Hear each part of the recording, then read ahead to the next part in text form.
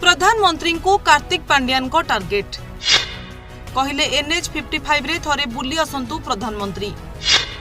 MSP को नहीं मध्य उठाइले प्रश्न। सालेपुर रे विरोधी बीजेपी को टार्गेट करिसेंती पांड्यान। पांड्यान कहिसेंती जे एबे प्रधानमंत्री ओडिशा को आसी कहउछंती धानर एमएसपी 2200 टंका मिलुछि। एहा मते दुख देउछि, किंतु ओडिशा रे चाषी को 2200 टंका किए देउछि? केंद्र सरकार ही धानर एमएसपी देउछि। एहा राज्यर क्षमता नुहे। भोट पाई केते मिछ कहिबे प्रधानमंत्री।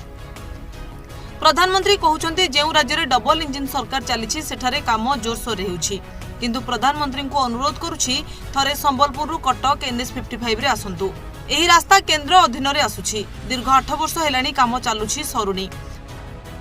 2000 रु अधिक लोकंकर मृत्यु हेलानी। केउठी गला केंद्र सरकार स्पीड काम, किंतु मुख्यमंत्री 3 वर्ष रे बिजू एक्सप्रेस वे भली नुआ रास्ता करी देखाइ।